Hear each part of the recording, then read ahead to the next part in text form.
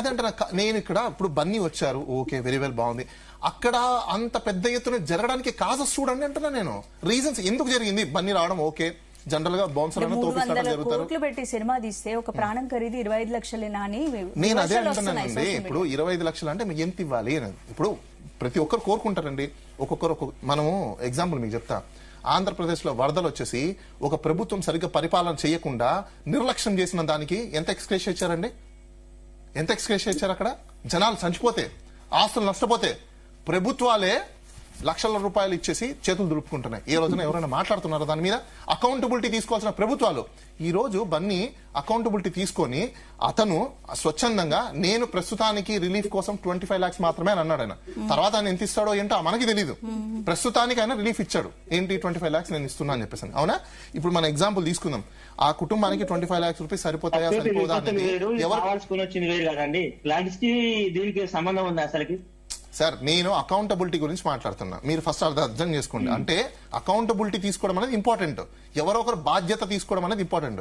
బాధ్యత తీసుకొని ఇలా డిక్లేర్ చేసినప్పుడు ఆయన అది ఎంత సరిపోతుంది సరిపోదు అని చెప్పేసి ఆ వ్యక్తి బయటకు వచ్చి నా కుటుంబం ఇలా నష్టపోయింది, నేను ఇంత నష్టపోయాను, నాకు ఇంత నష్టపరిహారం కావాలి అని చెప్పి అడగడం అనేది ఒక పద్ధతి.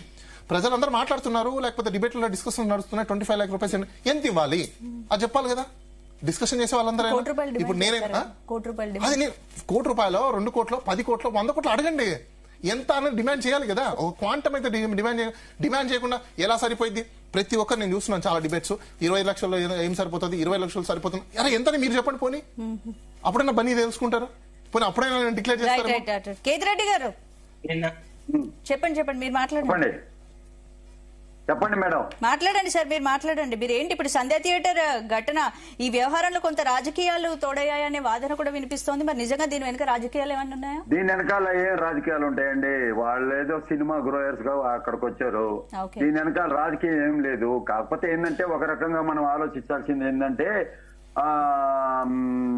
బన్నీ అభిమానులు అదే విధంగా పవన్ కళ్యాణ్ అభిమానులు అక్కడ చేరి ఒక ఓవర్ త్రోగా ఏమైనా చేశారేమో అని ఆ కోణంలో కూడా ఇన్వెస్టిగేషన్ జరుగుతుంది. ఆ సీసీటీవీలో మొత్తం ఉంది ఆమె ఎలా చనిపోయింది ఏంటనేది. ఆ సీసీటీవీలో మొత్తం ఫుటేజ్ ఉంది. అయ్యా నెట్టద్దయ్యా అని చెప్పి అందరిని అడిగేది ఉంది. ఆమె కింద పడింది ఉంది. ఆమెని పోలీసు వాళ్ళు కింద పడిన తర్వాత ఆమెకి చికిత్స చేయడం అనేది కూడా ఊరికినే అట్లా తప్పించుకునే దానికి ఏముండదు. ఊరికినే ఎవరు చెప్పినా ఎవరు ఏమైనా చెప్పినా ఇక్కడ అల్లు అర్జున్ అనే అతను ఒక అపరాధే అని చెప్పవచ్చు. ఎందుకంటే వచ్చిన విధానం గాని, ఆయన ఊపు గాని, అది గాని ఇది గాని, దీనివల్ల కొంచెం బౌన్సర్లు నెట్టేయడం గాని, అది గాని ఇది గాని, పోలీసుకి ఇన్ఫార్మ్ చేయకుండా రావడం గాని, ఇవన్నీ ఉన్నాయి. చట్టపరంగా పోలీసు వాళ్ళు ఆల్రెడీ చేశారు, ఇన్వెస్టిగేషన్ చేస్తారు. ఎందుకంటే ఈ సమస్య ప్రజల్లోకి వెళ్ళింది కాబట్టి ఈ సమస్యలో ఏ ఒక్క వ్యక్తికి కూడా ఫేవర్ జరిగినా కూడా